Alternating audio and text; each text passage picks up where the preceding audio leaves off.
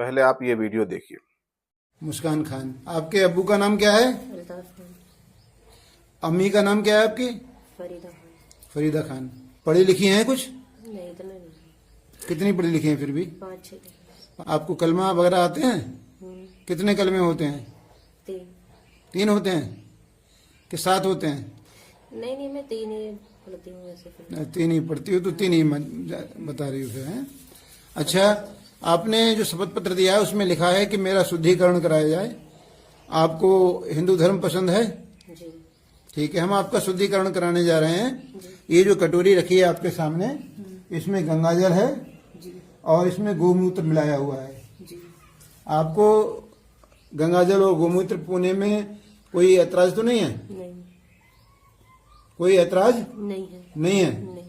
गंगाजल और गोमूत्र पिलाने जा रहे हैं आपको हम। जी। ठीक है, पहले आपका शुद्धिकरण कराएंगे हम और शुद्धिकरण कराने के बाद हाथ धुलाएंगे। हाथ धुलाने के बाद आपको ये 3 बार पीना होगा। जी, ठीक है। ठीक। जिला बिजनौर के नजीबाबाद की रहने वाली मुस्कान खान बरेली के कुणाल नामी हिंदू लड़के के साथ शादी रचाती है। शादी से पहले जो भी शादी करवाने वाले हैं पंडित जी, उससे कुछ सवाल कर रहे हैं। उसका शुद्धिकरण हो रहा है। आप जानते हैं कि इस मुस्कान नामी मुस्लिम लड़की ने इतना बड़ा कदम क्यों उठाया? इसके पीछे कौन लोग जिम्मेदार हैं? सबसे बड़े जिम्मेदार और मुजरिम हैं इसके वालिदैन, जिन्होंने इसे दीन नहीं पढ़ाया, इस्लाम नहीं सिखाया, कुरान नहीं पढ़ाया, अल्लाह की मारिफत और रसूलुल्लाह सल्लल्लाहु अलैहि वसल्लम की शरीयत से जाहिल रखा, दूर रखा, नावाकिफ रखा।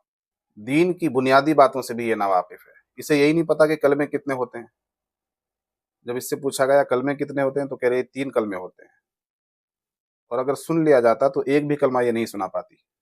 तो एक बड़ी वजह जो मुस्लिम लड़कियों के गुमराह होने की, मुर्तद होने की सामने आती है, वो ये हुआ करती है कि वो दीन से, इस्लाम की हक्कानियत से बिल्कुल नावाकिफ होती हैं।